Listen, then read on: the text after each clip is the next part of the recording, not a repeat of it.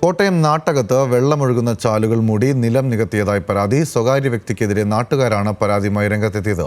ചാലുകൾ മൂടിയത് വെള്ളപ്പൊക്കമടക്കമുള്ള പ്രശ്നങ്ങൾക്ക് വഴിവെക്കുമെന്ന് നാട്ടുകാർ ആരോപിക്കുന്നു.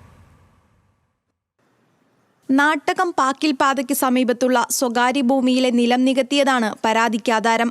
6 കിലോമീറ്റർ ചുറ്റളവിലെ ജലം ഒഴുകിയെത്തിയിരുന്ന ചാലുകൾ മൂടിയാണ് നിലം നികത്തിയതെന്നാണ് ആരോപണം.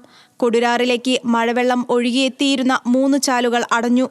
ഈ സാഹചര്യത്തിലാണ് ചാലുകൾ നികത്തിയതിനെതിരെ പ്രദേശവാസികൾ പ്രതിഷേധവുമായി എത്തിയത്. ഇത് ഭയങ്കരമായി പരിസരത്തുള്ള വീടിനേലും പൊക്കത്തിൽ മണ്ണടിച്ചു വരികയാണ്. അപ്പോൾ ഈ വെള്ളം എങ്ങോട്ട് പോകുമെന്ന് പുള്ളിയോട് ചോദിച്ചിട്ട് പുള്ളി അതിനൊരു മറുപടി ഇതൊരു പറയുന്നില്ല.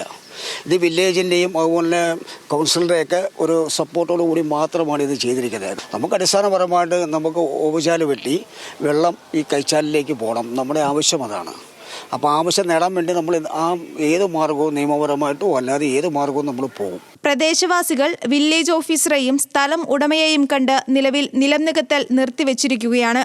മണ്ണിട്ട് ഉയർത്തുന്നതോടെ പ്രദേശത്ത് കുടിവെള്ളക്ഷാമവും രൂക്ഷമാകുമെന്ന ആശങ്കയിലാണ് നാട്ടുകാർ. ന്യൂസ് മലയാളം, കോട്ടയം.